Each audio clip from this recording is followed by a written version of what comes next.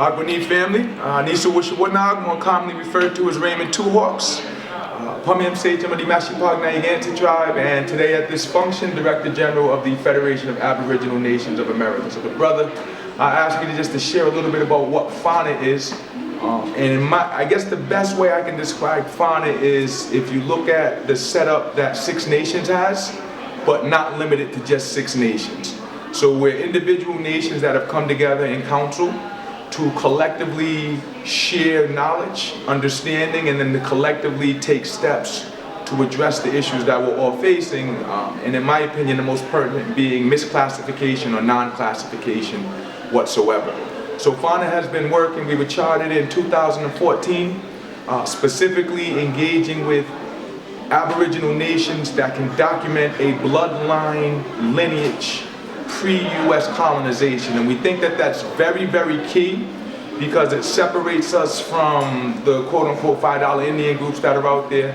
It separates us from the quote-unquote dirty Moorish groups that are out there, and it most certainly separates us from any of the sovereign citizen nonsense that's going on, which is an oxymoron. You can't be sovereign and a citizen at the same time. So FANA is just the tribes that have been able to show that on paper, realizing that it's a bigger fight and it's a bigger victory than just for one of us, and that we get there a lot faster and more efficiently and more effectively if we're doing it collectively. So in my capacity with FANA, I'm Director General, and that just means kind of like the go do that, go do this, and let us know what happened, which I don't mind. I enjoy it actually, because I get to make a lot of headway and meet a lot of good people like the brother here. And this event that we did today with the U.S. Census is a part of an ongoing partnership we have, because beyond the knowledge, beyond the history, beyond just being angry about what happened, how do we actually start to address it and change it? So we initially were very skeptical about the census, but we figured rather than let our fears dictate us, let's go and meet and have conversation and ask questions. And we got some solid answers that led us to more information, which we came back with more questions and got more information. So from FANA's perspective, working with the census has been very, very beneficial in terms of understanding how the system that we're in works, and then also starting to articulate a plan of action for our people of how to correct their status in it.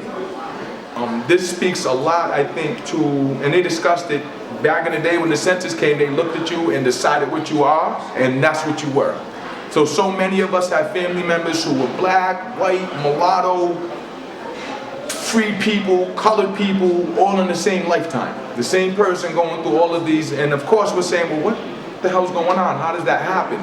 Well, we know why it happens, because your status determines your connections to the lands, determines your rights. So if you can get people away from that, then you have the right to step in and usurp that.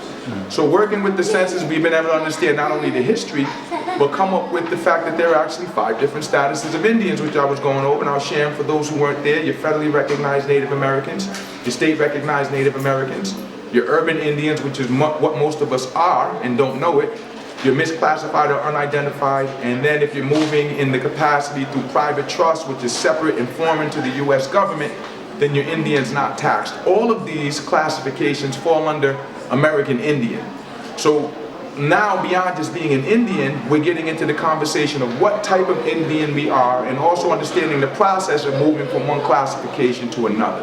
Now this is very important, especially as we come up on 2020, right? Because they got a lot of us believing this make-believe thing that we are just from Africa.